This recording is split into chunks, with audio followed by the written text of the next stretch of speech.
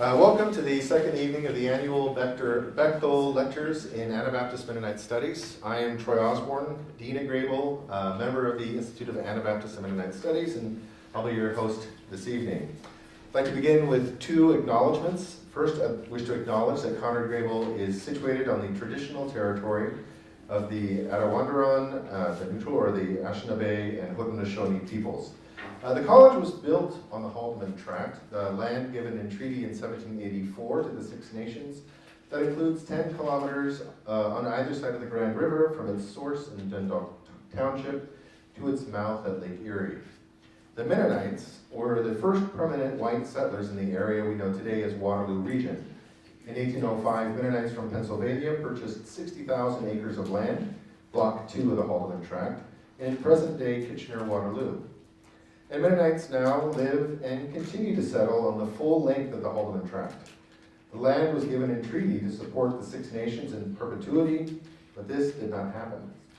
So our work at reconciliation with Indigenous peoples includes decolonizing our historical narratives, our minds, and our hearts. This is an ongoing process, and we have a long way to go. So we do this in humility and gratitude to our Indigenous neighbors, past and present. I also want to acknowledge with gratitude the Bechtel family for making these lectures possible.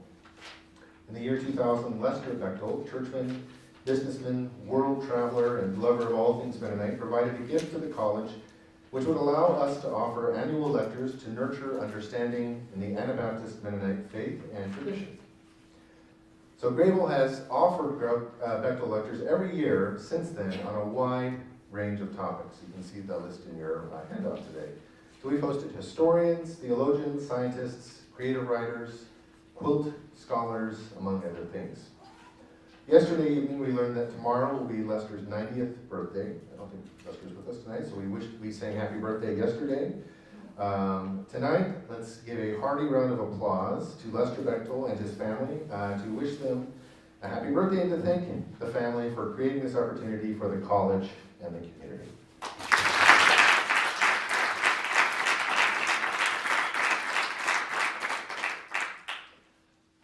So it's my pleasure to introduce now Dr. Irma Fast Dueck, our 2019 Bechtel Lecturer. Irma was born and raised in Winnipeg, where she now teaches at Canadian Mennonite University.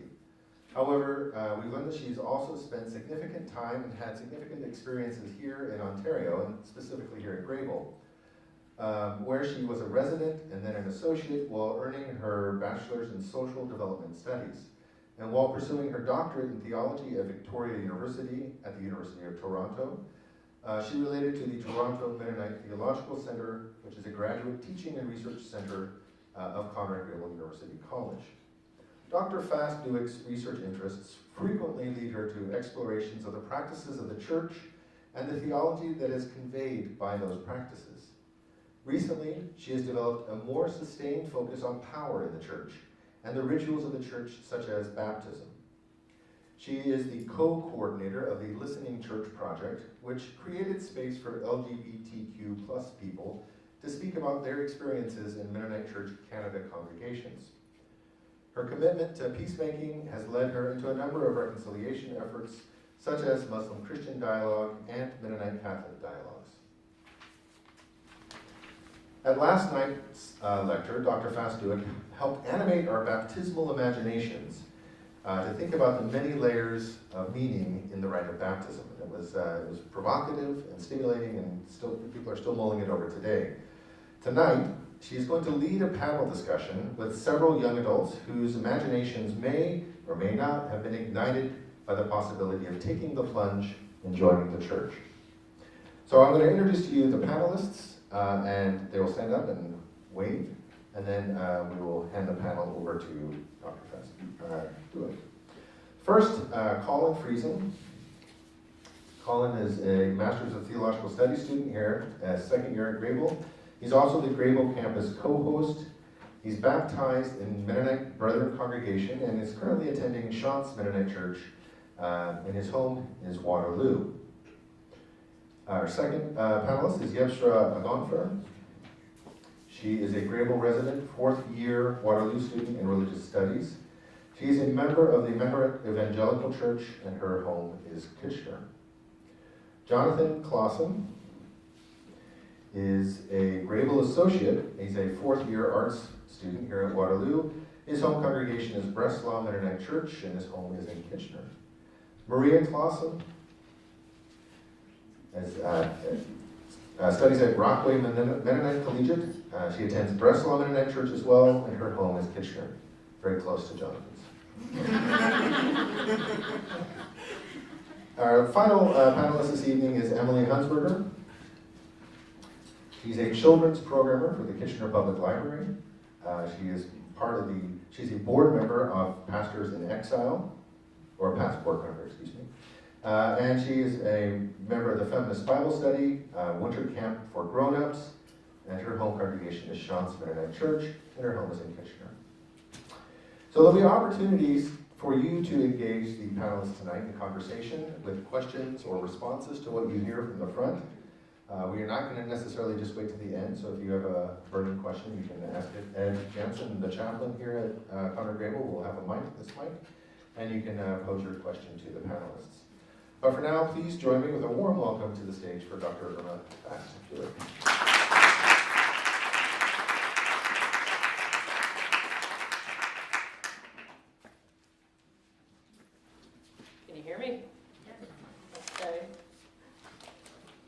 Well, good to see you all here on this blustery evening. Good to gather on a Friday night. We've had a great round of this fine panel. I just want to hang out with them and just go home and just visit with these folks. It's been a fine, really pre-evening that we've had going, and I'm really glad for them to be here, and glad that you've all come. Tonight's going to be a bit of a different night. For me, this is, of course, something that I'm interested in as an academic and research young adults in the church.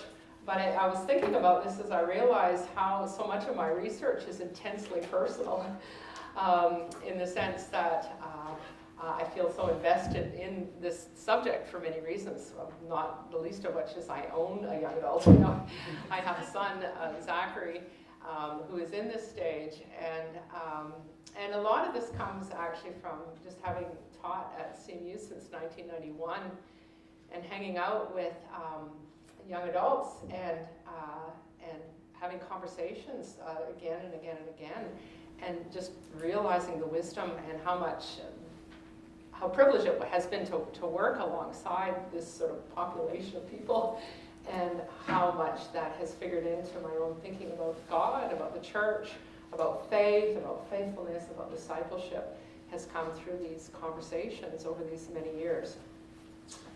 So I'm going to say a couple of things just to sort of set the stage. Am I talking too much? A couple of things just to set the stage for this issue. If you were to type young adults in the church into your computer, into Google, your desk would be flooded with articles and studies and stories and blogs with opinions about young adults and the church. This is a big area right now, and if anyone's in ministry and the conferences and studies that have been going on, and at its simplest basis, the question is, why don't young adults go to church? That's when it's simplified, at its most base form. Why aren't young adults going to church, or why are they joining the church, is the question put simply, if not, I think, quite superficially. For me, the question, as I said last night, was focused on baptism, the realization that so many of the students that I was seeing at CMU and then extended to the other universities in Winnipeg that I saw were quite involved in churches and Mennonite churches, working at camp, working with Youth for Christ, a bunch of parachurch organizations. I saw these people actually deeply committed to the Christian faith and actually involved in their churches, but they weren't getting baptized, and my research was a little bit about what was going on around the resistance, despite their participation in getting baptized. So that was my research. But there's been a number of other studies that have come up in Canada and the US, I mean all around, but I'm thinking about our context. And the kinds of opinions that begin to be said, and these are some that come from the words of some young adults. These are from Canadians. I don't think I've ever considered giving up faith in Jesus. Sometimes my faith in Christianity, and that might be right now where I'm at right now. I still love Jesus, Marion. Or I think you can make your own way. Organized church is often really shitty. I can do without it. I think that informal meeting and getting together and that type of thing can be more beneficial than sitting in a pew in a church somewhere. And so you have these sort of very negative, or what feels like very critical assessments of the church that have come from some of these studies, young adults. And then you hear actually another perspective. This one comes from Kirsten Ham-Epp. She's a denominational youth minister at Mennonite Church, Saskatchewan. And she said this to me once. I have this on an email. You know that youth and young adults today are very aware that they are a precious commodity. They are the golden calf of the older generations, and a different, interesting perspective. And undoubtedly, the reasons why contemporary Christians choose not to be baptized or become part of the church or connected to the church, those questions are very connected to the decline in church attendance more generally that's happening right now. We see it in Canada, UK, US as well, and that there is, in fact, a relationship.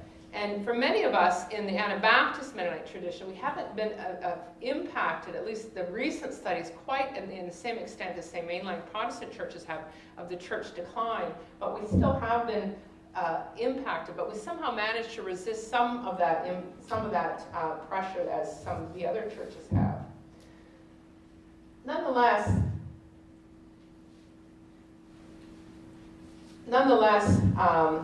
there have been a number of studies that have done in Canada, and I'm just going to show you some of the things that came out of this. There was probably the largest study done in the recent while was a study maybe you may be aware of. It was one called Hemorrhaging Faith. It was commissioned, was a study of 2,049 young adults between 18 and 34 in Canada attending churches. And the question was why and when Canadian young adults are leaving, staying, and returning to the church. And this study was a fairly negative study, and they said a couple of things that were interesting, like these stats. Only 1 in 3 Canadian young adults who attended church weekly as a child still continue to do so as a young adult, with more men leaving than women. Another one,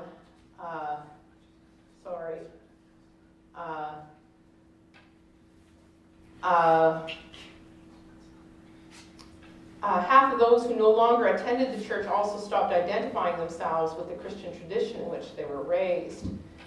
And another one, by young adulthood, only 1 in 10 respondents in this study self-identified as Catholic or mainline Protestant reported attending church weekly, compared to 4 in 10 raised in evangelical traditions. And so you have this setting up of evangelical versus the rest of the church, which has been done a few times and is a little bit tiring. What kept young adults away from the church? Well, they said all kinds of things, but here are 4 common themes that this one particular study talked about. They called them toxins that was keeping young adults away from the church. Hypocrisy of the church, the judgmental attitudes of the church, the exclusivity of the church, and church failures were keeping people away. Now, last summer, another study came up with sort of solutions. In some ways, it felt like solutions of what the church can do. I won't be going into that today, but if you want to know about that study, I can send it to you or connect it to you. But these Canadian findings were in some ways trying to emulate findings in the States. Oh, look how small that print is. Let me just read you what they said. This is because there's so many young people in the audience, you'll have no problem reading it, but the rest of us. Let me say, this is some of the things that, and this is a big study done by David Kinnaman. The title of the study showed up in a publication called You Lost Me, the Church and Young Adults. And these are some of the things, attitudes that they noticed in their study in the States. And heaven forbid, this is nothing at all what Canadians would think. One of the things they found, young adults found that churches seemed very overprotective. Another one, that today's youth and young adults have unprecedented access to ideas and perspectives and are extraordinarily consumers of popular culture, and this impacted their attendance in the church. Many of the young adults they found expressed a deep desire to have their faith connect to the world they live in, and yet they experienced the church as stifling, fear-based, and risk-averse. Some of them said they saw the church as a creativity killer, where risk-taking and being involved in culture are an anathema. About 1/4 of the 18 to 29-year-olds said that Christians, I'm going to try moving the mic down, maybe it'll pop a little less. About 1/4 of the 18 to 29-year-olds said Christians demonize everything outside of the church. 23% indicated this completely or mostly described their experiences. The young adults also thought the church was ignoring the real problems of the world. They were absorbed with their own issues, and they weren't paying attention to what were the really big issues. A number of them found youth and young adults frequently experienced Christianity as very shallow, and that something was lacking in their experience of the church. 1/5 of the young adults who attended a church as a teenager said that God seemed to be missing from my experience of the church. And that was 20% of people said God was missing from their experience of the church, which I found very interesting. 1/5 of the young adults who attended church as a teenager said that God seems, said, having been fed a steady diet of easy platitudes and proof testing and formulaic slogans, they don't see how their faith connects to the rest of life. Many expressed frustration with the church's attitudes towards sexuality, which they viewed as being too simplistic and very judgmental. And young adults were also critical of the exclusive nature of Christianity and intolerance of other faith traditions. And finally, this study found that young adults also felt that the church was unfriendly to those who doubt and those who struggle to make sense of the Christian faith. So these were studies when they came out. I mean, if you were a youth minister, they were just sort of circulating all across the youth ministry desks, and youth ministers are wringing their hands, what to do around this, because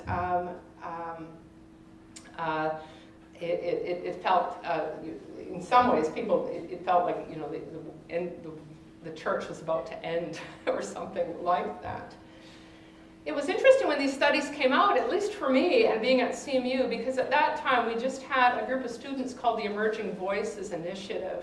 We're a group of young adults who were interested in what was happening in Mennonite Church Canada and who gathered together on their own to talk about it. We're concerned about the decisions that were being made and whether their voices were being heard and when they were being included.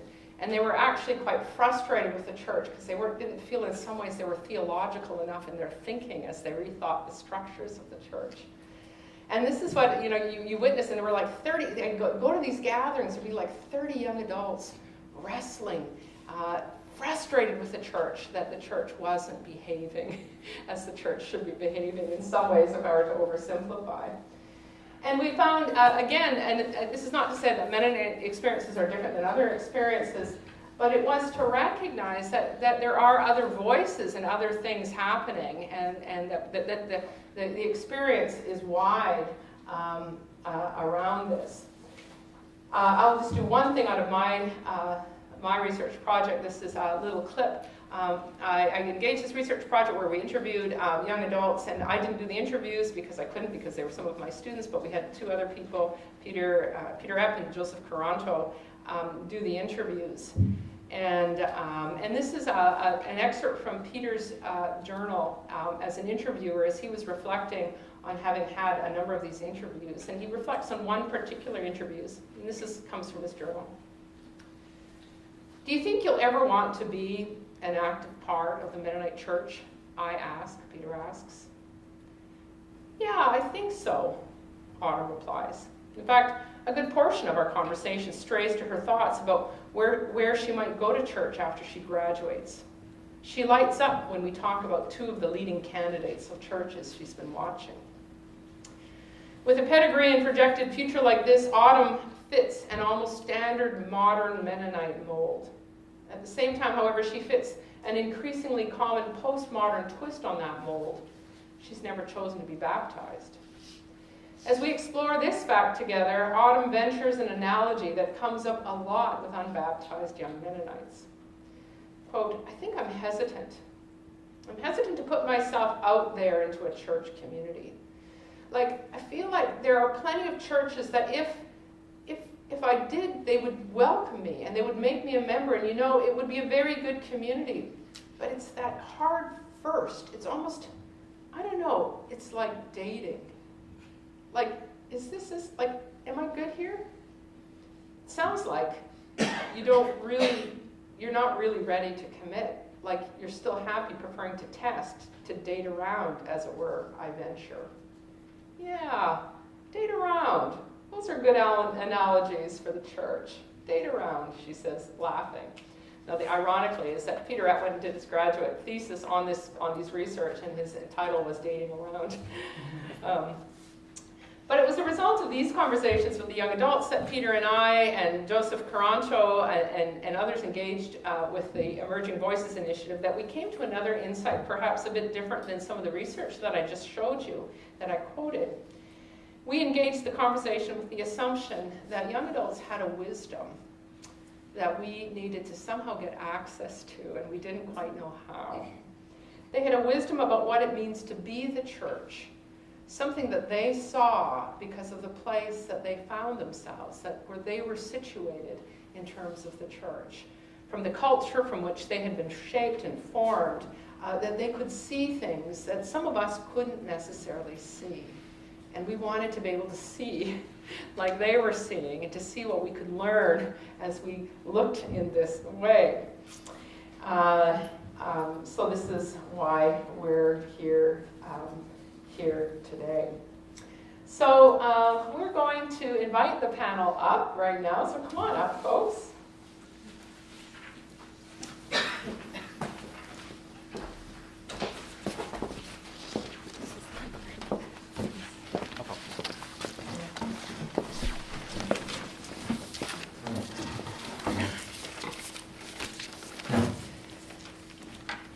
I'm going to come and sit down with you.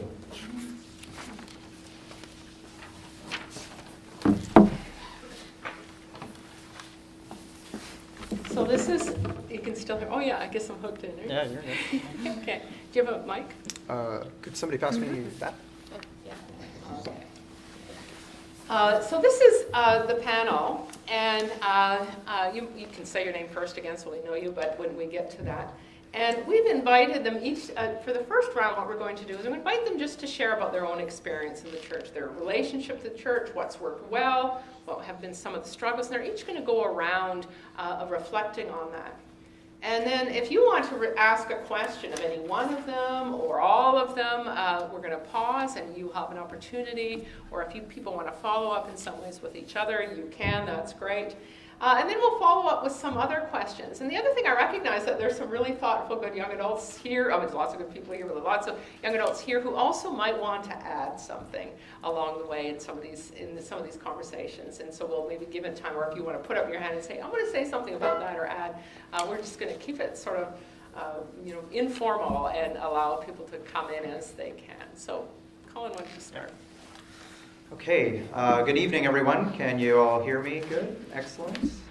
Yeah, my name is Colin Friesen. I am 28 years old, and I am married, and I have a 15-month-old daughter. So I'm not sure if I'm reaching the end of the young adult spectrum. Maybe that's expanding and widening as we see it. Yeah, so I'm not originally from here, Southern Ontario or Ontario at all. Originally I'm from British Columbia. My wife and I moved in 2017 to come here so I could complete my master's degree here. So my experience was in the church growing up, and for most of my life was in the Mennonite Brethren Church, which I think Troy mentioned earlier. I was dedicated, baptized in the Mennonite Brethren Church. That's all I knew. That's all I experienced. Anybody from BC here? Anybody from Hey, that's good. All right, I'm not alone. Excellent. Yeah, so that was my church experience for most of my life was the Mennonite Brethren Church. And then after I graduated high school, I took a double gap year, so 2 years off, and I went to Cape and Ray, or Torchbearers. I don't know if any of you have heard of that, but it's basically an unaccredited Bible college program that's international. There's centers all over the world, and that place really spurred me on to the direction where I'm going in now with my career. But it also really heightened this idea of an interdenominational, non-denominational perspective of Christianity, that it doesn't matter necessarily where your church is or where you're from or what your tradition is, as long as you follow Jesus. And that was a very powerful feeling that came from it. And so when I came back home, back to British Columbia, and I eventually got married a couple of years later, my wife and I, after we got married, decided that we would attend a new church together from a tradition that neither of us were familiar with. My wife is a Quaker. So we decided to join the Evangelical Free Church. And because to our minds, it didn't matter. It didn't matter what your tradition was. It didn't matter where you came from. Do you follow Jesus? That's enough. So I completely disconnected myself from the Mennonite I knew and the Mennonite I had experienced. Funnily enough, I was saying earlier today to the panel that in the lower mainland in British Columbia where I live, there's this very powerful, sweeping neo-Calvinist, neo-Reformed movement that has really influenced Mennonite churches in the area. So growing up in that Mennonite / kind of Reformed perspective was very strange, because when I went to college and got my biblical studies degree at a Mennonite college, I was suddenly exposed to Mennonite theology that I had never heard before. So I felt like I was in this weird quasi-Mennonite experience. And so my wife and I were attending this church, this Evangelical Free Church, very different from what I had grown up in and what she had grown up in. And it was a very positive experience. It was a very positive church experience, a very welcoming church, a very invitational church. It was a church that wanted to get you connected as quickly as possible. Oh, there's my daughter in the back. There she is. Hi, baby. So it was a very positive move. And as I was getting my degree at the college, my personal beliefs regarding the importance of church started to transition. And I realized that I think I needed more than just saying that I'm a Christian and that's enough. I can go anywhere or do anything I want. To me, at first, it didn't matter what building I was in. It didn't matter who was there. None of that mattered. My tradition didn't matter. It didn't matter where my roots were. You could pick me up and put me anywhere, and I was unaffected. But in reality, I was affected. I was just perhaps saying no to it. I actually longed for tradition. I longed for a connection. I longed for a history. I longed for a people that stuck together. And I was just pushing that aside and saying, I'm flexible. I can do whatever I want. I can be wherever I want because I have Jesus. And I kept forgetting that Jesus is the church. And that was an evolving thing for me. So after we moved here, after I got accepted to come here and do my master's, we moved here. We were received into Shant's Mennonite Church, which has been another very positive community for us, and something that we try to attend as frequently as we can. So from my wife and I, from our perspective, we decided that church was always going to be very important to us and was always going to be a priority for us. And I think as we raise our daughter, we want that to be a priority in her life as well, or at least see that it's a priority for us. So we want to raise her in a family where going to a church and it's our home away from home, is something that we want to communicate. So one of the questions, or one of the prompts that we also had for this was generally, what is working well with young adults in the church? Like, if anything, like what has been the positive experiences you've seen from the church?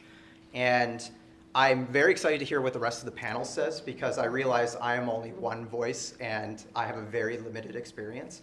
But my experience of church to young adults and to me has been varied in the sense that, I've experienced almost all of those feelings and sentiments that you shared before in that book, You Lost Me, at different points.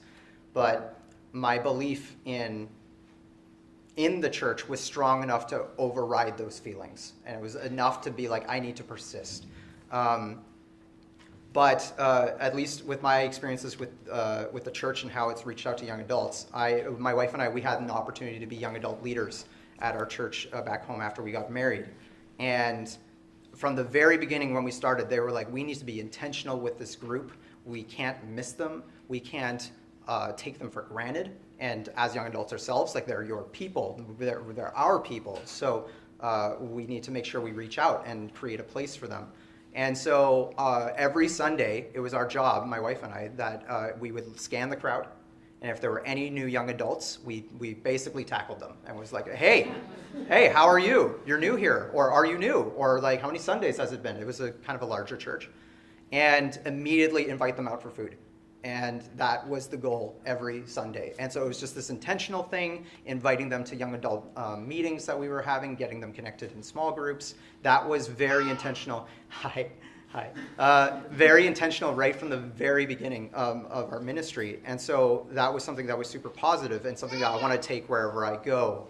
I want to take this idea of intentionally meeting people as opposed to waiting for the young adults to come to you. We ran to them, quite literally.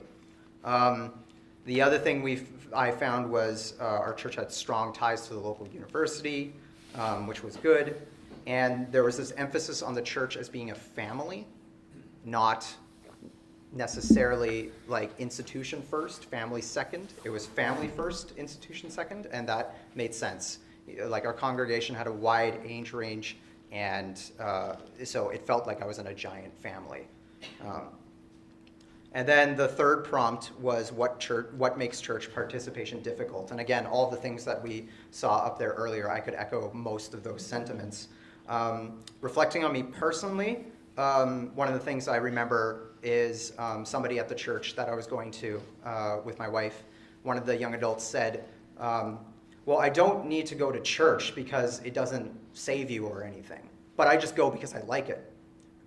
And for me, I was like, well, now the impetus on us is to make sure that she likes going to church. Like, we have to make it as enticing and as, maybe entertaining as possible. We need to keep them in because of that.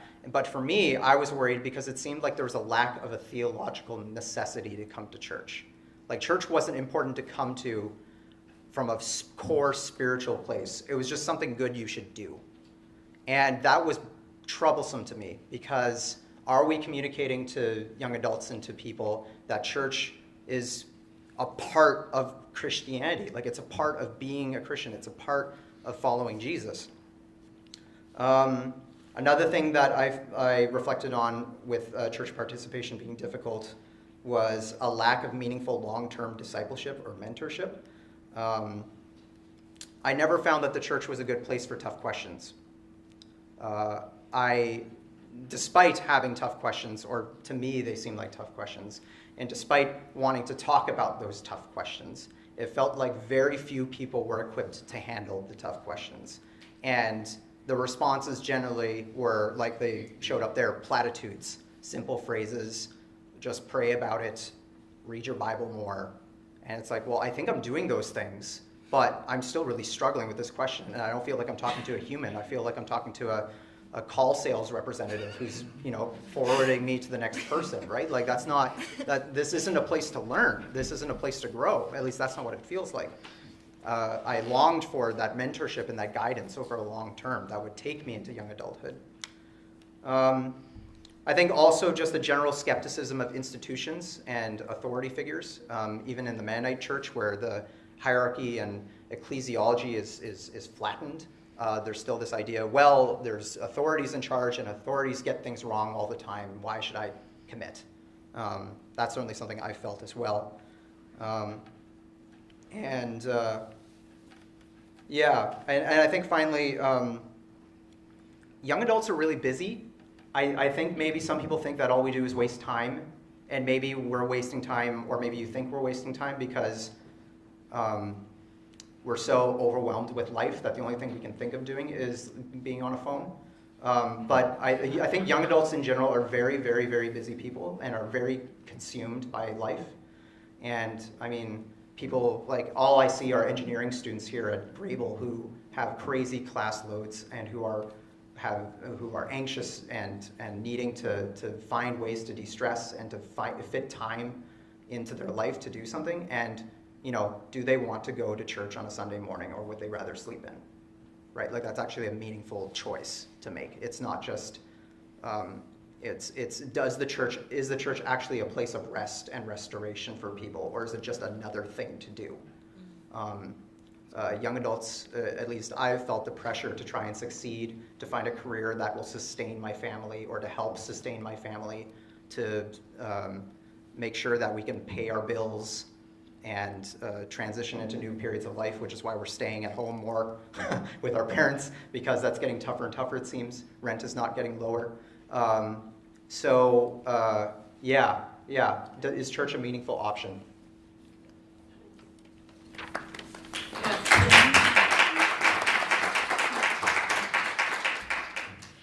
My name is Emily Hunsberger. I attend Shant's Mennonite Church as well. I've been attending it a little bit longer than Colin, though. Yeah. As we said, I told the folks earlier that I'm pretty sure my family has been connected to the church since its inception. We actually live on, like, our farm, our home farm is actually right behind the church. So when we say home away from home, it's not really that far away from home. Right. Like, the church is not that far away from my home. So yeah, I've been connected to the Mennonite Church my entire life. I also my mother was a Catholic, and so I also attended Catholic school and Catholic churches. And there came a time when I found I needed to choose, and I chose to be a Mennonite, I suppose. But I still kind of claim some parts of Catholic identity.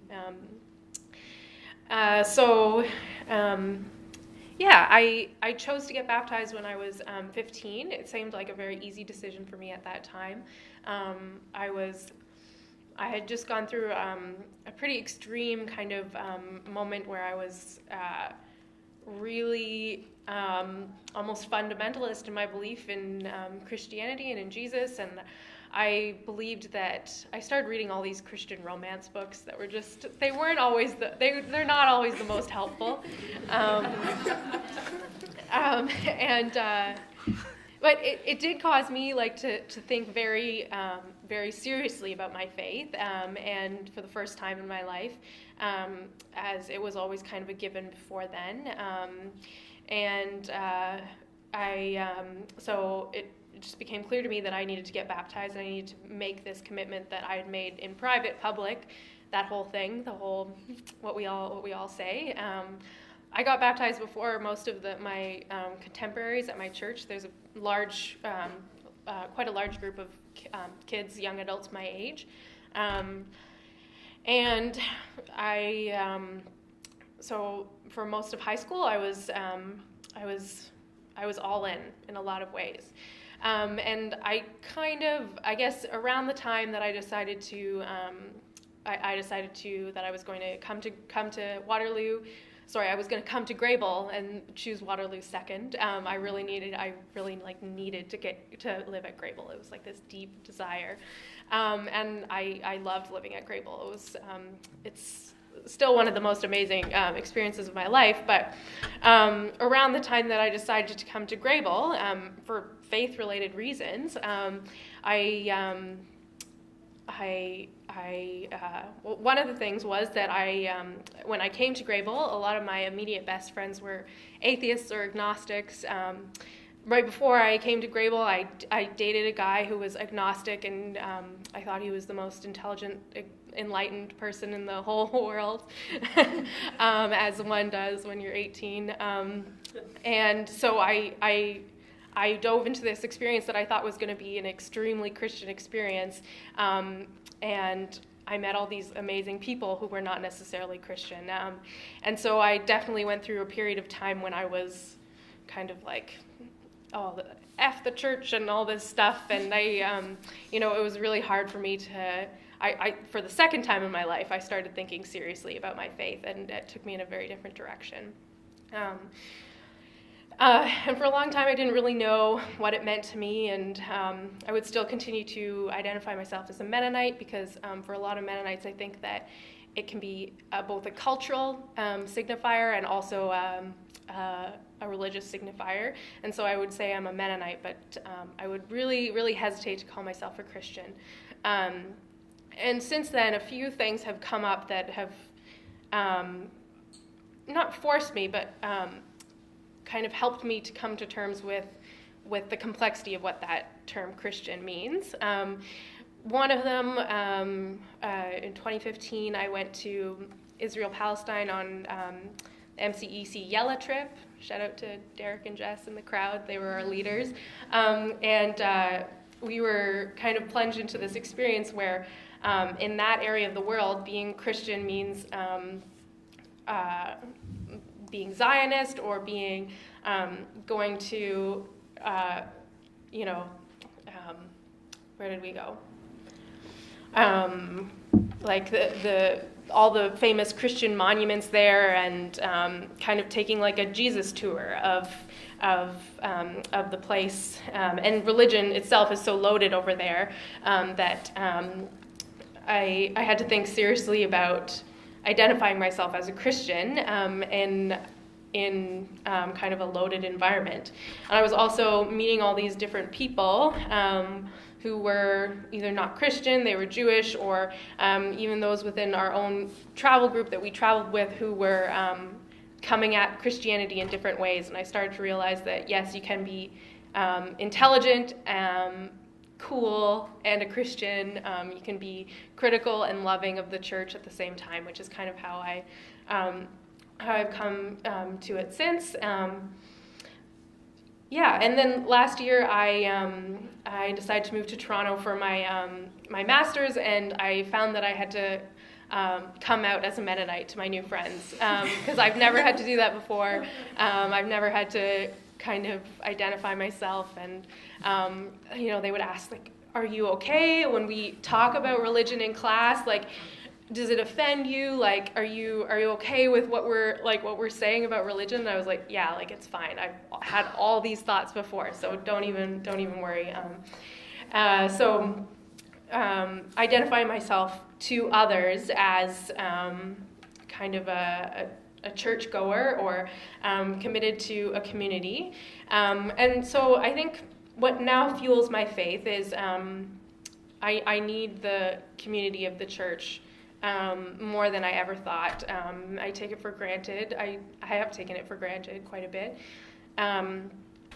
I also have sought out a diversity of activities outside my immediate congregation. So I'm pretty attached to Pastors in Exile who do have many groups within Waterloo Region serving young adults in the church, groups where it's okay to question and okay to have transgressive, progressive views, so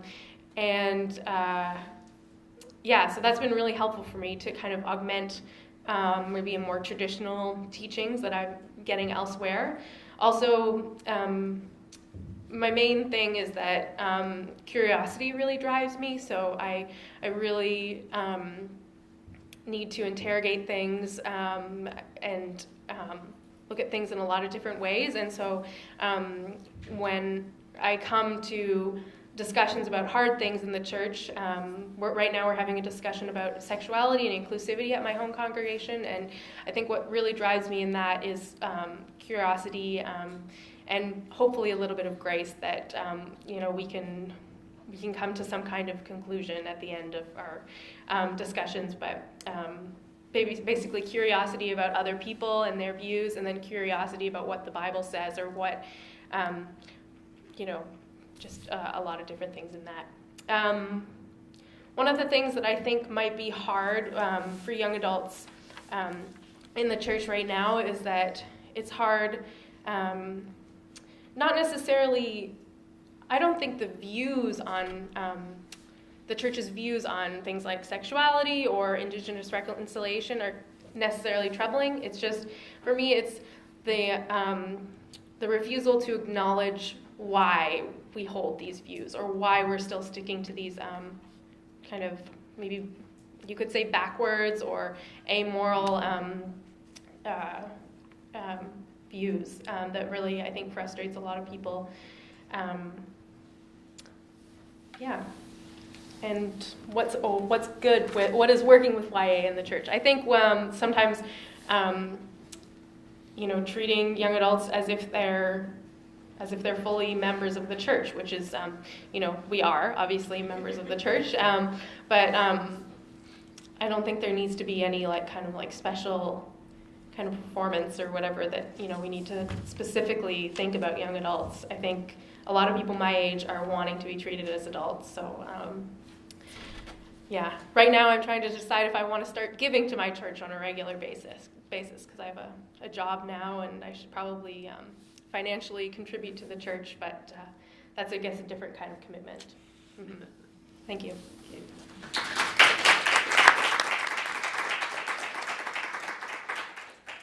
Okay, so hello, I'm Maria Klassen, and I'm a grade 12 student at Rockway Mennonite Collegiate right now, and I need to use my notes so I know what I want to say.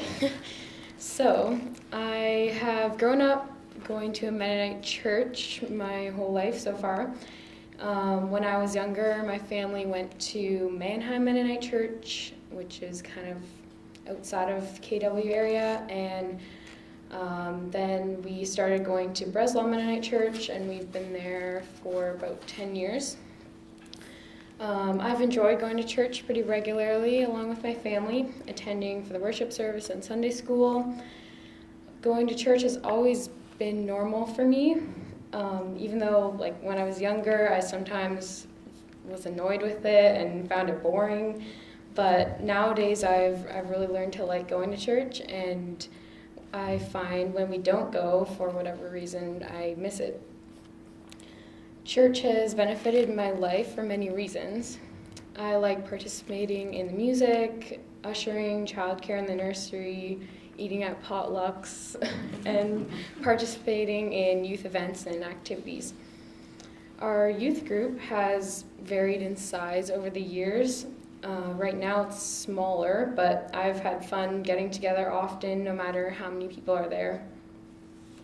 I've enjoyed being in youth group because it allows me to get to know more people my age outside of school, and do fun activities, talk about different ideas, and learn together with a group of people who come from the same sort of faith background. Being a part of church and coming every Sunday has helped to shape my beliefs around religion and being Mennonite, as well as allowing me to question the Bible and different ideas about faith. And church is also important to me because it's a place of strong community. I really like how I'm able to connect and form relationships with people of all ages, and how it's a place where everyone supports each other. I've continued to attend church on a regular basis, partly because it's become a routine, but it has helped me to grow in many aspects of my life, and I'd like to continue seeking to explore my own faith. And right now I'm actually kind of at the beginning stages of looking into baptism, kind of trying to figure out what my beliefs are, and I've been questioning a lot of things lately, so I'm glad that church has been a place that has kind of sparked ideas and a place that I can come to. So one reason that keeps me coming to church is how I've been able to and continue to participate in the church service and with youth group. My church, and I assume many other churches, has done very well in making youth feel valued. From my experience, I've been asked to participate in music and scripture reading and planning church events, and have had many opportunities to share with the congregation about my life. And this has been very beneficial, but also just having people who are there, who care for me and invest their time and energy for youth is a drawing card. I appreciate how many adults support youth in the church by teaching Sunday school, being youth sponsors, mentors, pastors, and just pay attention to our perspective. There are some things that can be difficult for youth about coming to church. For me, one of the issues that has bothered me is how the church, in my opinion, generally progresses kind of slowly with decision making and changes. Sometimes I can see a clear direction that we should be going, but in the church, for new ideas to become a reality, it usually takes a lot of discussion and time for things to happen. And as a youth, it may be hard to speak up about our opinions because there's usually fewer youth than adults, or because we don't want to offend or go against what we think the majority of people feel. But even though I find this frustrating sometimes, this doesn't turn me away from coming to church.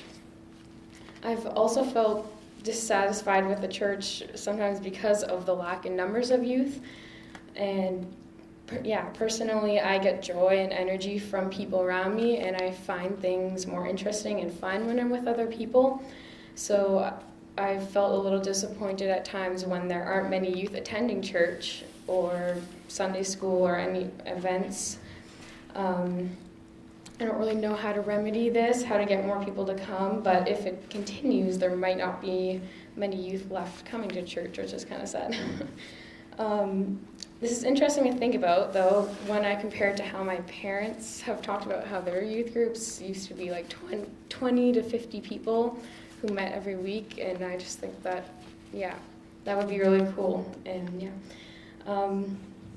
I do know some churches that have a large number of youth, but generally it seems that youth groups are getting smaller, which may be a reason why church doesn't seem as appealing to youth. Some other possible reasons I was thinking of while I was trying to think of this, why youth might not want to come, could be the idea of religion isn't appealing to them in the first place, or they don't like the style of the worship or music or sermons, or just because youth are at a different stage in life, so they have a different view of the world. I remember I used to not want to go to church because none of my friends at school went, and it kind of made me feel different and uncomfortable, and I kind of wonder why we were going. But now church is part of my normal routine, and I don't think of it as an unusual thing. And I think this is because I've continued to come to church even in times of when I was feeling resistance. And now going to Rockway, I've found really good because I'm surrounded by many friends who also attend church regularly and come from a similar faith background. And so my conclusion is I'm still very interested and involved with the church, and I hope that youth and young adults don't give up on it, but keep exploring their faith and find ways to keep the church alive, no matter what issues that come up. Thank you.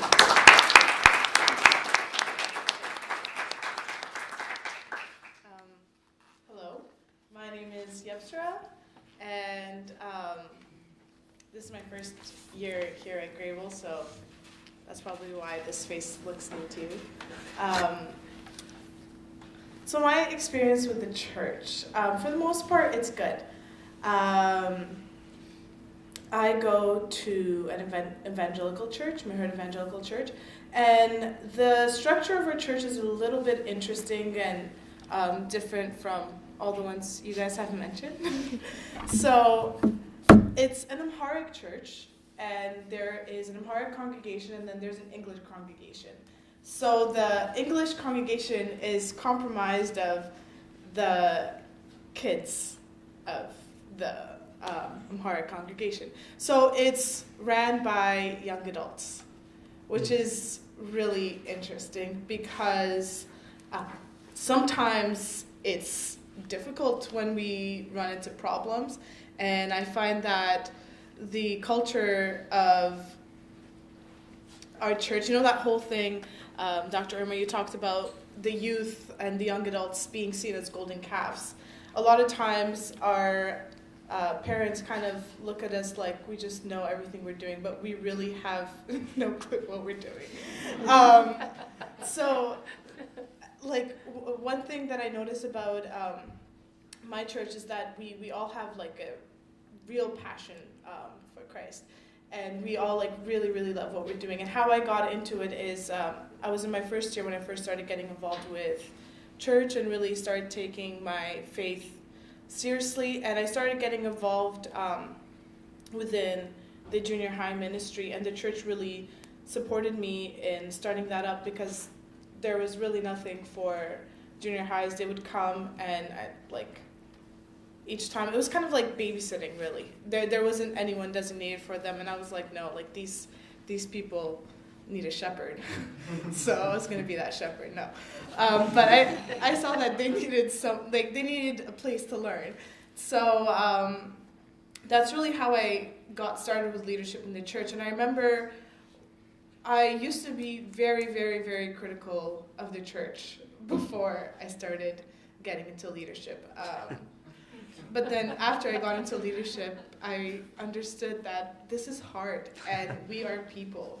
And there needs to be so much grace when talking about the church because it's really a group of people working together.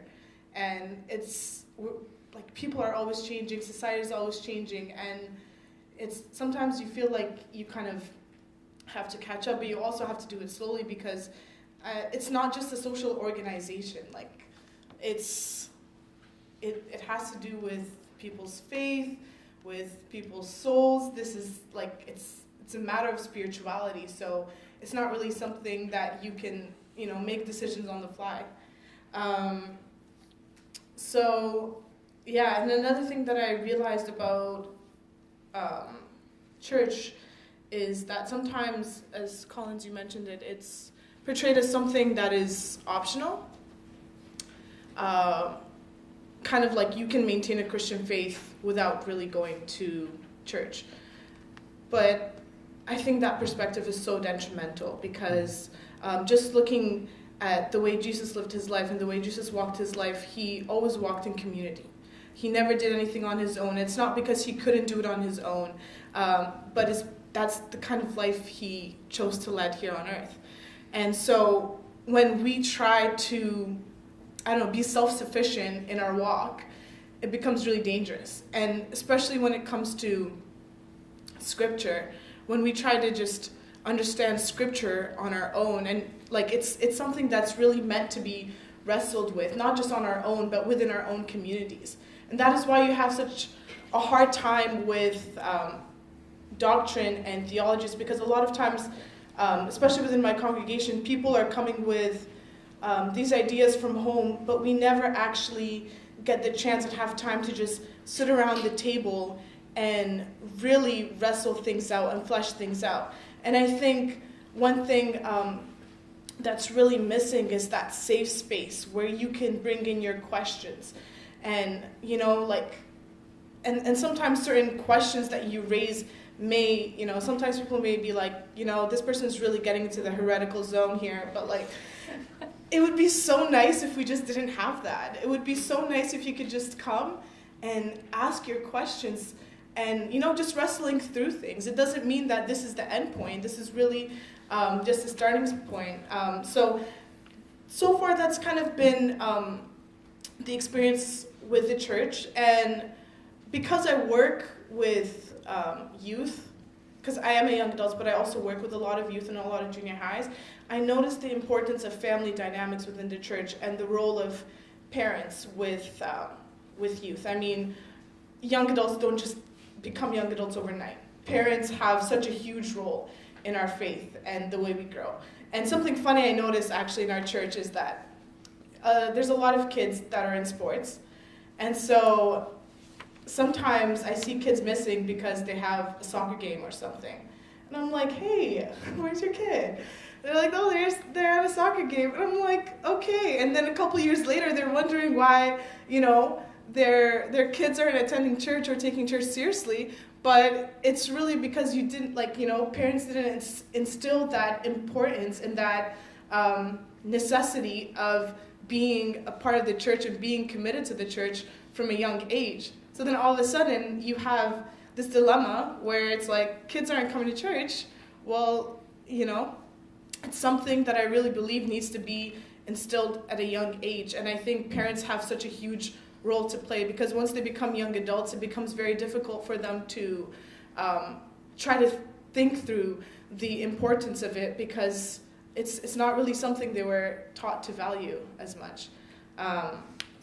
So to move on to the question, I think I did cover a little bit about it in the beginning, but what is working well for youth and young adults at the church? Personally, for my church, it's really nice that we have the freedom and the support. Because it's mostly run by young adults, we always have like fresh ideas, and the church always goes along with it. And I guess that a part of it is that's the danger too, because we need that critique. We need critical eyes when it comes to everything that we're doing. And I sometimes really wish someone would just come up to me and just, give me some critical feedback about, how I'm doing. But I find that because I'm a young adult and they look at me as, oh, she knows what she's doing, it doesn't really help me grow as much as I would like to.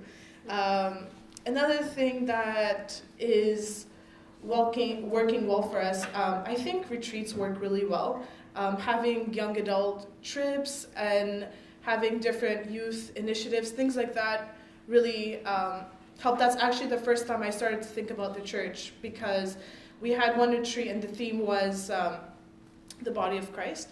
And we all kind of went into groups and we were asked two questions. The first question is, what is your ideal church? What does your ideal church look like? And the second question is, what would it take you to leave the church? Very hard question. And in my mind, it was like, I would never leave the church. And a few years later, it was actually funny, but not funny, because in our leadership team, we just kind of had a very big problem arise over teaching.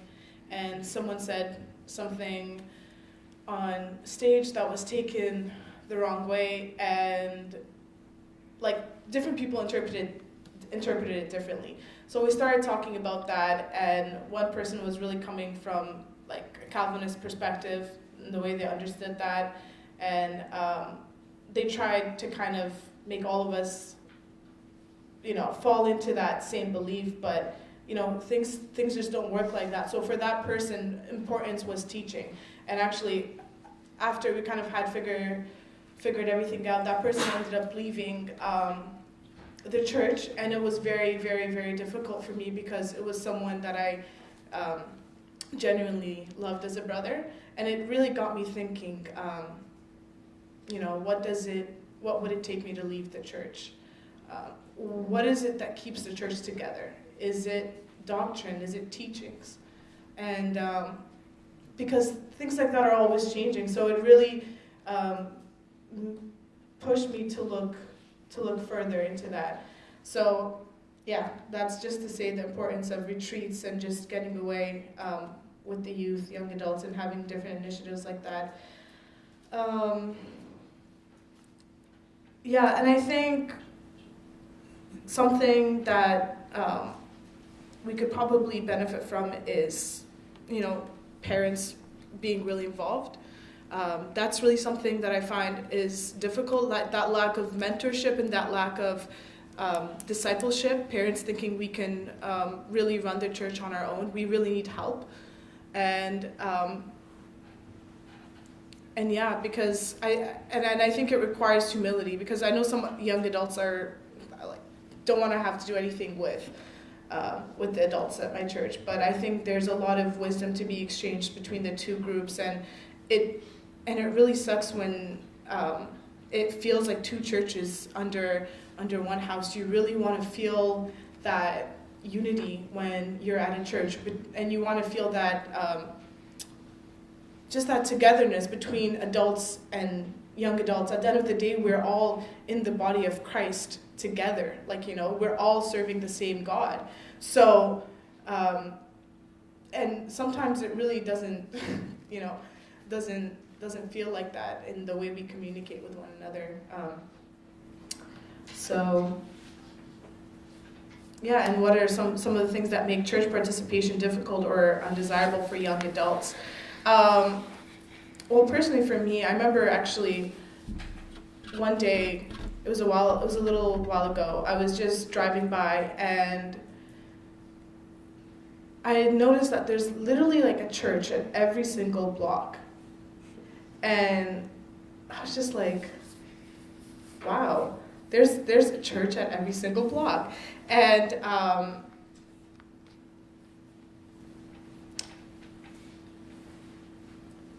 it was just like crazy to think, because I'm like, what are we doing to impact the world around us? Because when you really see the calling of the church in the Bible and what we are called to do and what we're called to be, what are we doing in our communities? And I just began to think, like, if all of us really accepted that call as a church, to be a light in our communities, to be a light in our families, to be a light within our congregations, how would the city look like? And I think the reason why, for some people, this might seem undesirable is because they don't see tangible change within communities. Like, yes, churches can be involved in different organizations, helping out in different areas, but where is that real change in their life? Where is that actual change in the way they function within the family, the way they function with coworkers? So I think the reason why, and even for me at some points in my life, the church seems undesirable is because it's really hard to see the change in individuals' lives, the change in the way even my parents do things, my family does things. And I know that's not it for all people, but just kind of an observation that I've made, and something that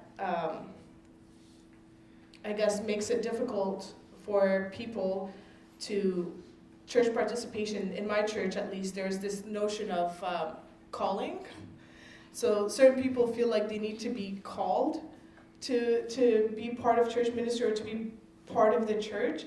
And I think there's this perspective that, like, I don't know, to be a valuable member of the church, you kind of have to be involved in worship or like some sort of way where people can visibly see that you are involved. But, you know, that is really not the case. And yeah, I think I'm gonna end up there.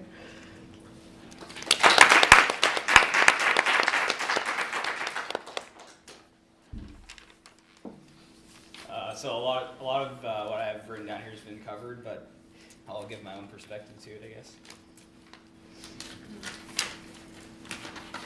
So my name's Jonathan Klassen.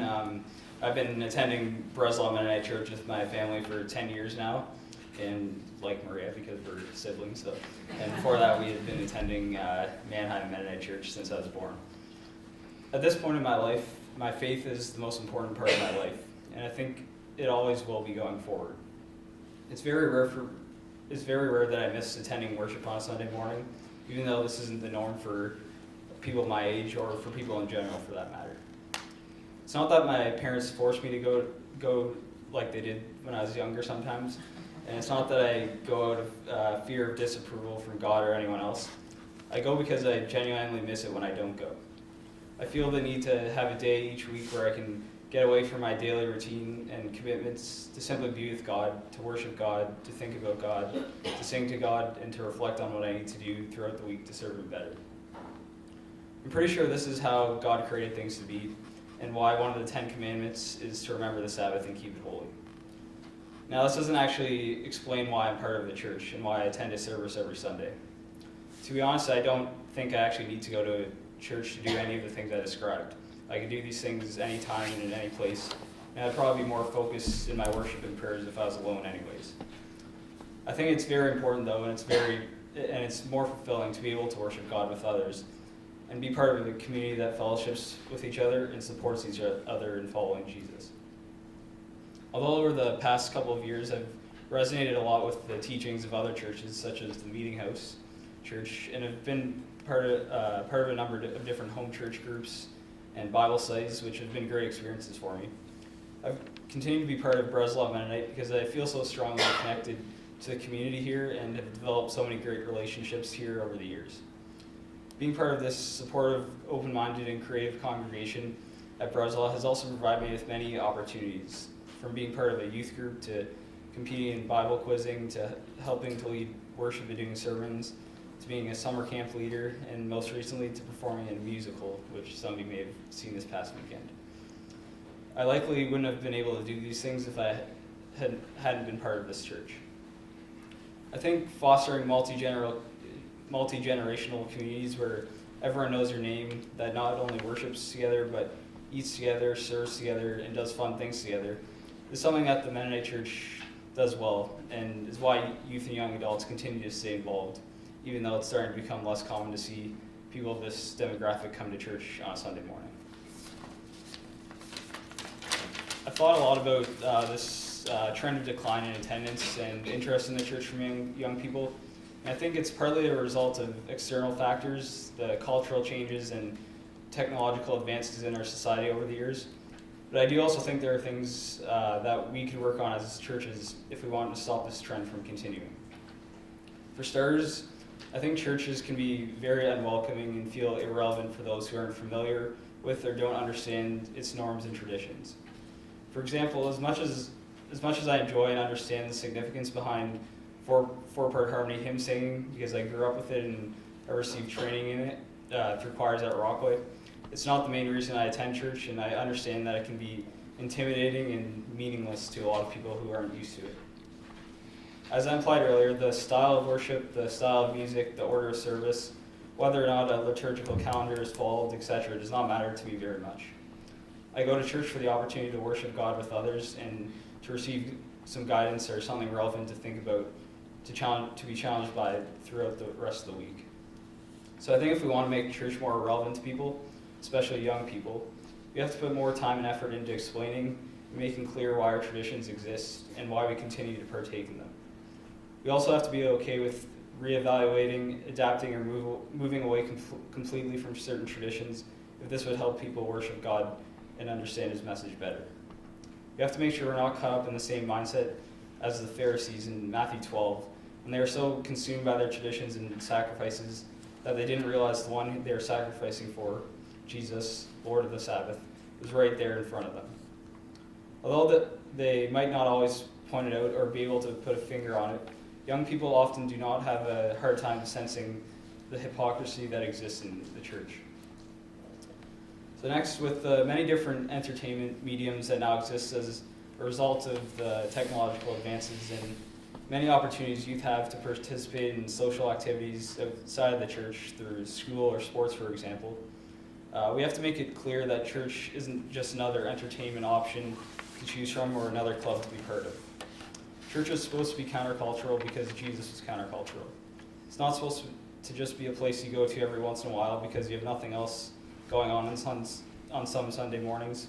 Church is meant to be an ongoing community of love and support for one another that provides spiritual meaning and direction to people's lives through worship, teaching, prayer, conversation, and fellowship. We need to make sure that this is not only what our churches are doing, but that this is how they're being perceived by young people, so that they can see the importance of being part of this. I think the model of the Church of the Apostles and early followers of Jesus, as Acts describes for us, is what we need to be striving for. Church also has to be a place where young people can receive guidance on and have conversations with individuals or in small groups about issues that are truly relevant to their lives. This definitely includes sexuality. Humans were created with the ability to express oneself sexually, but the commonly held belief that sexual expression is a fundamental human need, in my opinion, is a myth that was created by our society. God has an intentional, loving purpose in creating limitations and conditions to how we receive sexual pleasure and express ourselves sexually. But we live in a culture of over-sexualization where casual and premarital sex is the norm, and kids have access to pornography wherever they want, whenever they want, on their smartphones, tablets, and laptops. This isn't the only area of concern, though. The majority of young people's parties and social gatherings are centered around alcohol and drugs as early as grade 9, and Mennonite high schools and colleges are no exception to this.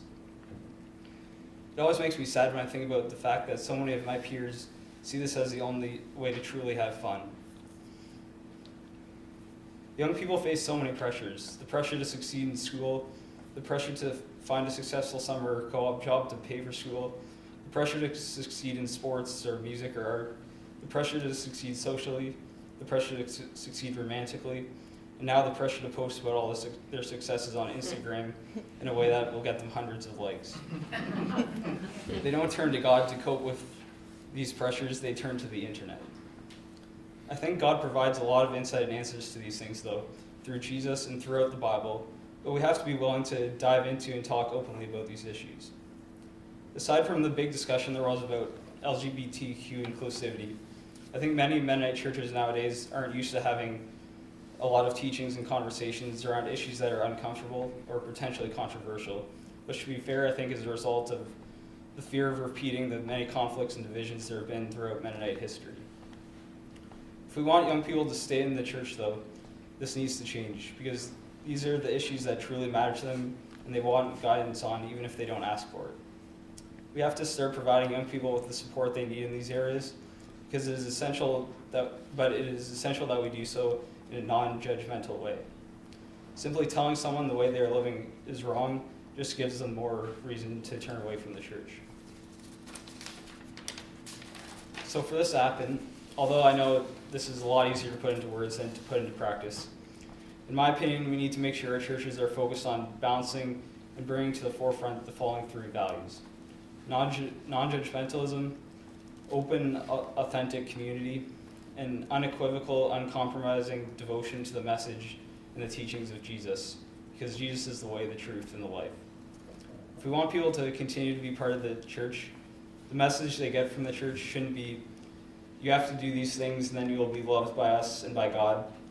And it shouldn't be, you should feel free to do whatever you want because it doesn't matter. The message needs to be, God loves you no matter what, and we love you no matter what. So let's walk together, let's work together to love God and love others in all areas of our lives, the way God intended. Thank you.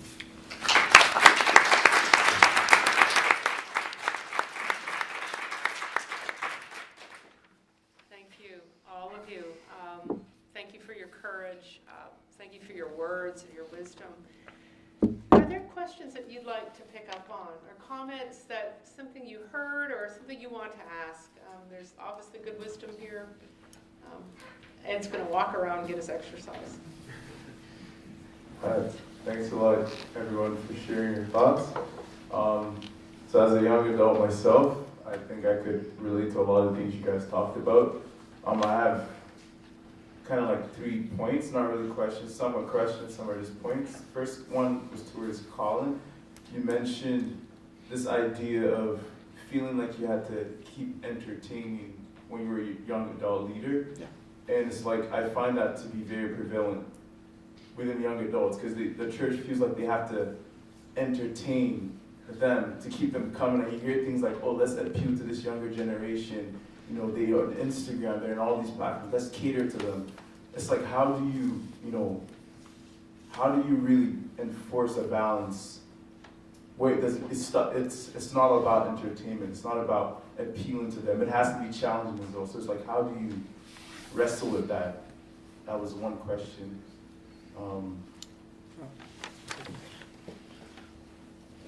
Yeah, thank you for that. And I think my answer personally would be, again, connected to the reason why I said that was that this person, this young adult in our program who saw church as being optional and something that, well, you know, I can go, but I don't have to go, is that this lack of a theological necessity. Like for her, it was not spiritually, it wasn't a part of her Christian life that she needed to go to church or to be a part of a church community. It was just something, it's like taking your vitamins, right? Like you can get by with regular food, but take your vitamins. Whereas I'm coming to a point where I'm like, oh my gosh, I need church. I absolutely need it to live, to breathe, to survive. And I don't think a lot of young adults have that conviction. So that starts, I think, early on. Perhaps, at least in my life, it would have happened early on where you know, it's church. If I was taught earlier on maybe, or if I learned earlier on maybe that you need church like you need food, like you need water, then maybe I would have had a different idea about why I go to church. Add to that? Yeah. I think what young adults and everybody really values is authenticity. So, I mean, whether you're singing 4-part harmony like Jonathan was alluding to, or you're singing praise songs, like I think that if you're doing it authentically, then people will find that attractive, and then they'll, you know, especially young adults who want that kind of like authenticity in their lives, then that will be attractive to people. Yeah, but it's hard to just be in that moment without thinking about how is this being seen by other people, right? So. Yeah. And I'll just give it 2 things. The second one was towards you, Emily, sorry. And it was in regards to, we all, even just looking at the stage, some of you come from different backgrounds, faith-wise. And as you said a lot of the times, you found that the background of your religion has kind of become a culture within, as opposed to actually being about your faith. So you kind of said, oh, I'm Christian, or I'm Mennonite, or whatever the case may be, whatever you identify as, and you've kind of lost the whole essence.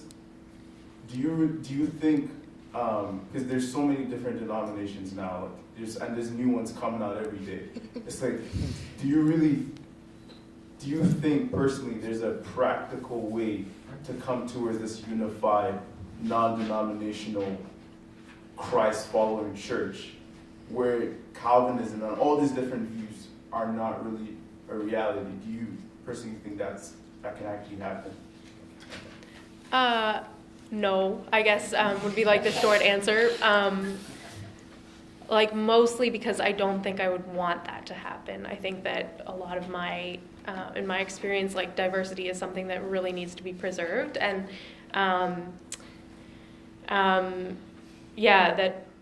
diversity of thought and opinion, and ways that we follow Jesus is important to me. I don't know if everybody else would agree with me on this, but I think that it's we need to not preserve, we need to remember that we're all different people, and that somewhere along the line there's going to be disagreement. Can I add to that? I actually kind of disagree. Because I don't think being unified is synonymous to not having diversity. Because sometimes I do think about that question, and I think about how important it is to have like interdenominational connections. And sometimes I think about how cool it would be if instead of, when a difference in theology or practice comes up, we just get up, separate, create our own churches. What would our church look like if we actually stuck through the mud and, work through those differences? And I sometimes, wish that we can somehow accept those differences within ourselves. Like, not saying that we all have to conform under one specific denomination, but why can't I still say, I am Mennonite, and, you can still say you're Pentecostal and still be okay with our differences and still be under, one church body, but still while still working through theological differences. And I know that sounds so idealistic and impossible, but I don't think we've really ever tried it. So I don't know. I don't know if anyone wants to add to that. Jonathan. I think as long as Jesus is the center, or is the focus of our beliefs, then it doesn't matter if there's different denominations. I actually think there could be 7 billion different denominations. Each person has their own experiences and their own ways of seeing the world, and so having to conform to it's good to be with people with similar experiences in a church, and that's why that's why there are groups of people, I think.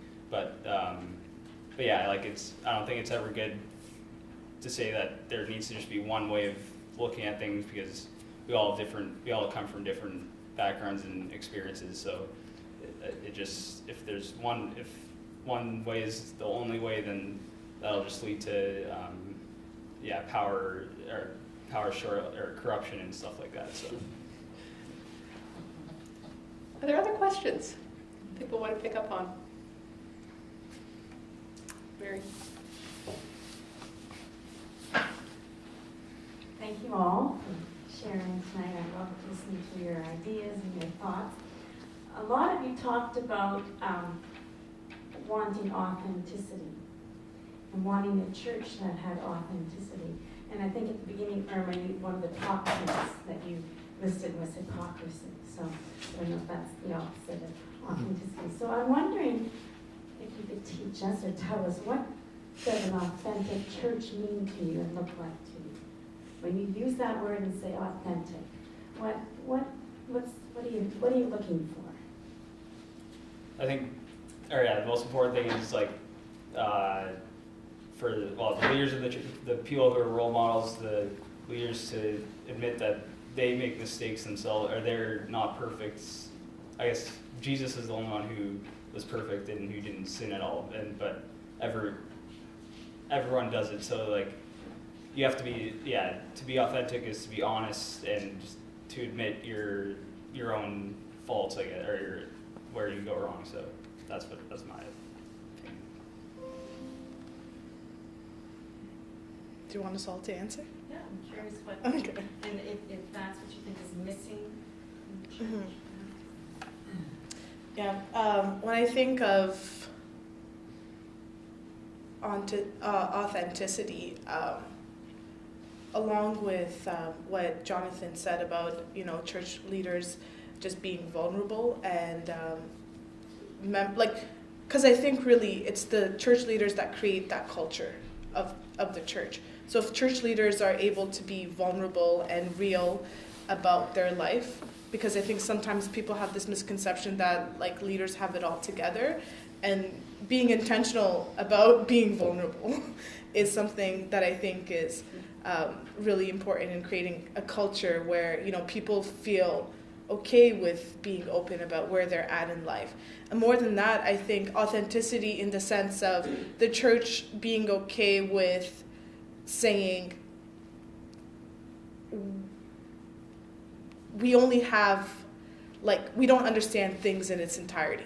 We only understand, because I think sometimes churches really want to believe that they have the full picture, that they, that the way they do things is the best way and is the right way, but that is not true. And I think authenticity in that sense where we can accept that we make mistakes, that we can accept when we have gone wrong and actually go back to say, yes, we did go wrong. And I think doing that as a church is really important. I think for me, one of the things that comes to mind, I guess, when I think about authenticity, would be kind of being more real. I think often in church, and this is my personal opinion, or what I get from it sometimes is hard, I find it hard to really understand what the main message is from that service. And sometimes I feel like we're kind of going around the surface, but I don't hear that clear point, what should I take from this, what should I start to do? And so maybe, one idea, I guess, to become more authentic is just, if you're trying to send a message, make it more straightforward. At least, from my point of view, I need it more clear.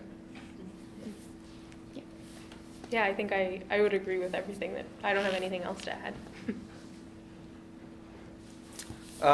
When I think about authenticity, it's a very nebulous word, and I think it is really hard to pin down what an authentic place is, what being authentic looks like. For me, it boils down to, I am not interested in a Reader's Digest church. I'm not interested in a church that wants to water down or make things easy for me, because I think we've already mentioned it before, but the walk of the faith is one where you're supposed to carry your cross, not have it carried for you. So the analogy that I like is that if I know nothing about baseball and I go to a baseball game, I'm not expecting the entire Major League Baseball society to change the rules for me to make it easier.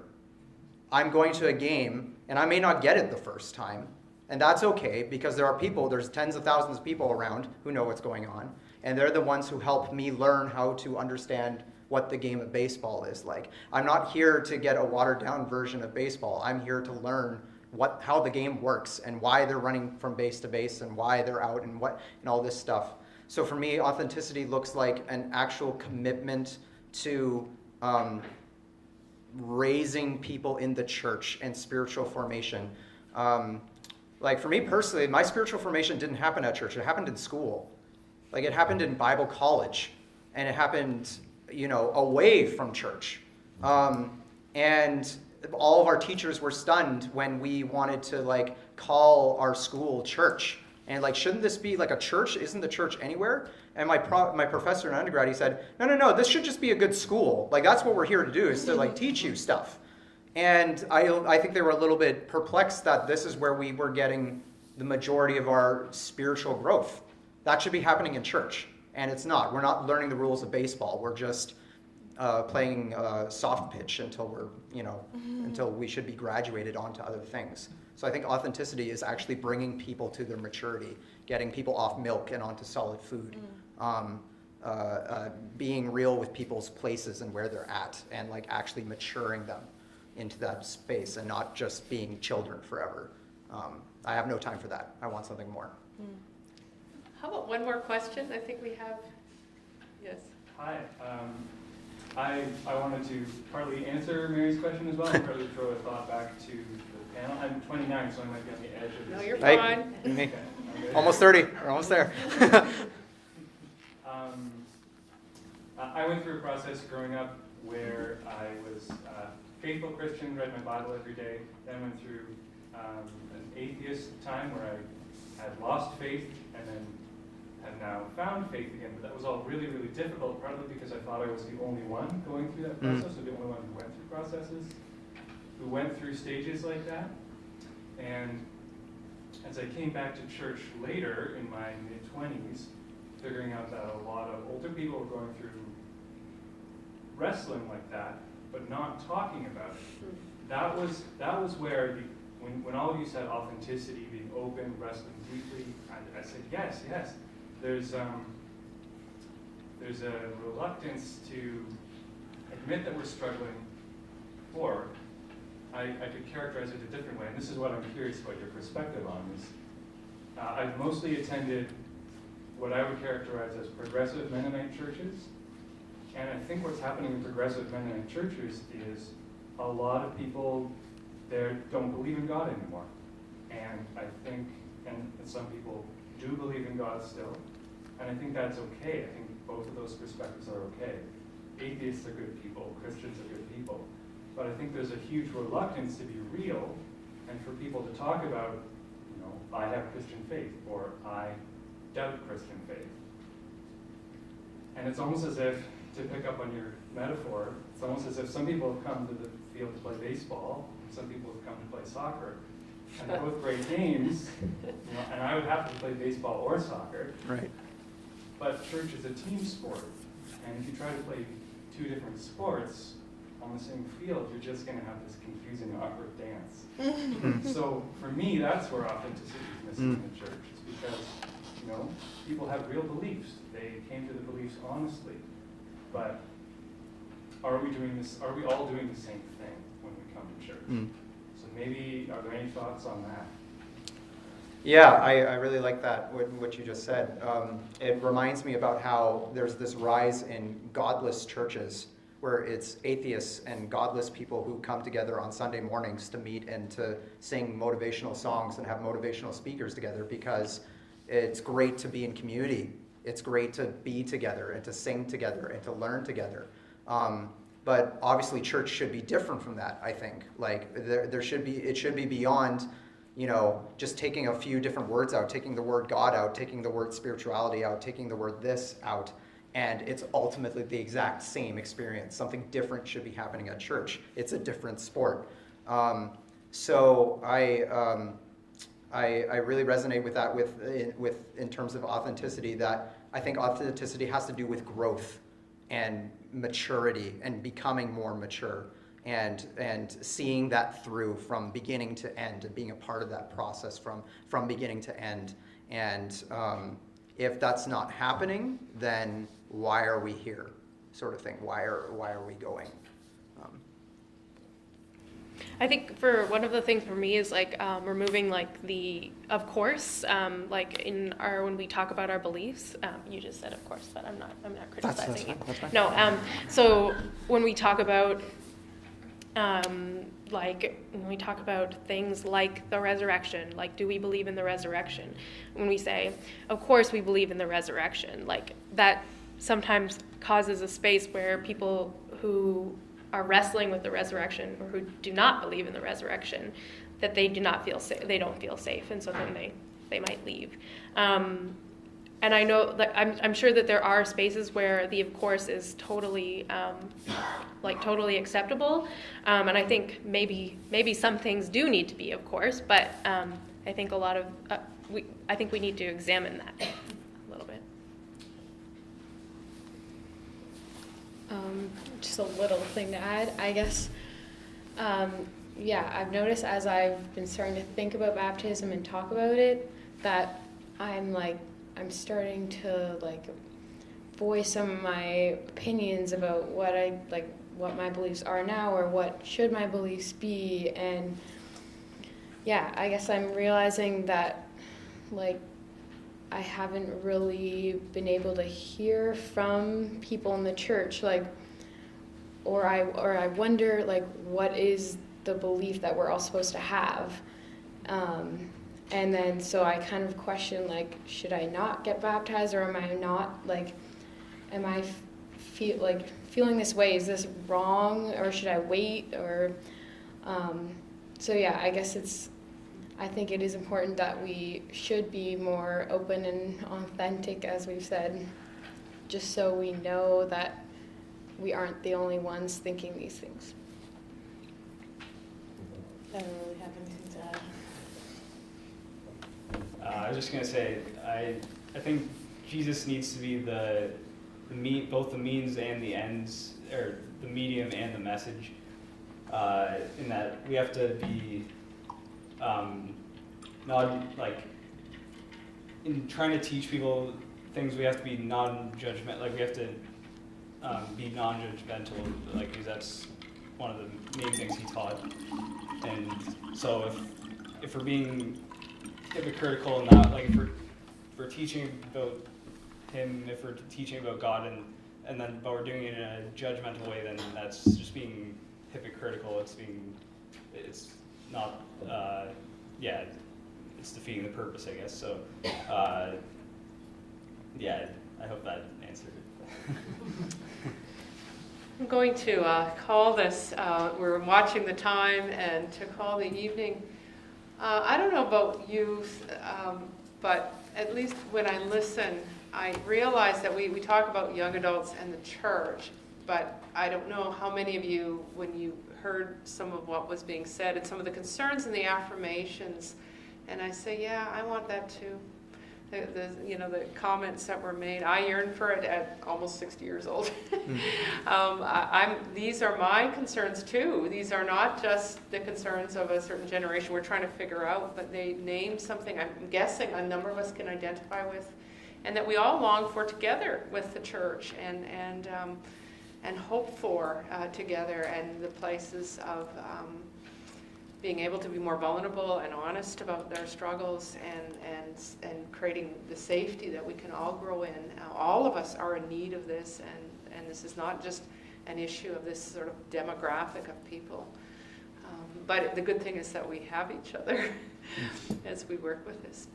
Thank you again for your courage. Thank you for your questions. And I think Troy's So I covered. just want to thank all of you for this conversation tonight, for sharing and for allowing us to hear what you have to say. It's been a gift, and it's a good reminder to those of us that get to work with young adults, what a privilege that is to do that for our jobs. So thank you for that. And Irma, thank you for joining us these last few days and making this conversation possible and to stretch our minds and to help us think through these things. And the conversation is going to continue in the weeks and years ahead. So thank you very much to all of you this evening. Thank you.